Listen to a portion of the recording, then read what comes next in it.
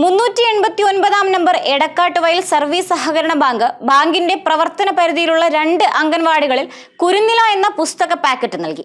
പാർപ്പാക്കോട് 85 number അംഗൻവാടിയിൽ നടന്ന ചടങ്ങിൽ LP school പാർപ്പാക്കോടിലെ പ്രധാന അധ്യാപികയായ കുഞ്ഞുമോൾ വത്സൻ പുസ്തകം അംഗൻവാടിക്ക് കൈമാറി. 389 നമ്പർ എടക്കാട്ടുവയൽ സർവീസ് സഹകരണ ബാങ്കിന്റെ പ്രവർത്തന പരിധിയിലുള്ള 2 അംഗൻവാടികൾക്ക് കുരുന്നില എന്ന പുസ്തക പാക്കറ്റ് നൽകി. പ്രീ പ്രൈമറി അംഗനവാടി പ്രായത്തിലുള്ള കുഞ്ഞുങ്ങൾക്കായി കേരള ശാസ്ത്ര സാഹിത്യ പരിഷത്ത് പ്രസിദ്ധീകരിച്ച പുസ്തകങ്ങളും സചിത്ര കാർഡുകളും അടങ്ങുന്ന ഒരു സെറ്റാണ് കുരുന്നില. കുരുന്നിലയിൽ ചിത്രവായന, വ്യാഖ്യാനം, പുതിയ പാഠം, തുറന്ന ചോദ്യങ്ങൾ, ആവിഷ്കാരം തുടങ്ങി സർഗാത്മക രചനയ്ക്ക് പ്രചോദകമായ കാര്യങ്ങളാണ് ഉൾപ്പെടുത്തിയിട്ടുള്ളത്. 5 വയസ്സ് താഴെയുള്ള കുഞ്ഞുങ്ങൾക്ക് കാണാനും വായിച്ചു കേൾക്കാനും ഉപകരിക്കുന്ന കുരുന്നിലയിൽ 34 ചിത്രപുസ്തകങ്ങളും 10 ചിത്രകാർഡുകളുമുണ്ട്. പാർപ്പാക്കോട് 85 നമ്പർ അംഗനവാടിയിൽ നടന്ന ചടങ്ങിൽ LP സ്കൂൾ പാർപ്പാക്കോടിലെ പ്രധാന അധ്യാപികയായ കുഞ്ഞുമോൾ വത്സൻ കുരുന്നില അംഗനവാടിക്ക് കൈമാറി.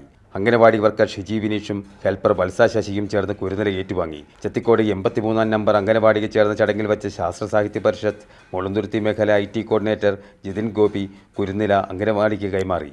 Anganwadi worker Sheela OC, helper Jubairath Nazeer എന്നിവർ കുരുന്നില ഏറ്റുവാങ്ങി. ചടങ്ങുകളിൽ ബാങ്ക് പ്രസിഡന്റ് ജോൺ വർഗീസ് അധ്യക്ഷത വഹിച്ചു. ഭരണസമിതി അംഗങ്ങളായ AP പ്രബീഷ്, KA മുകുന്ദൻ, ഗോവിന്ദ ചിത്രാലയ എന്നിവർ ആശംസകൾ അർപ്പിച്ചു. അംഗനവാടി വർക്കർമാർ നന്ദി പറഞ്ഞു. വിദ്യാഭ്യാസ മേഖലയിൽ എടക്കാട്ടുവയൽ സർവീസ് സഹകരണ ബാങ്ക് വൈവിധ്യമാർന്ന നിരവധി പ്രവർത്തനങ്ങൾ നടത്തുന്നുണ്ട്.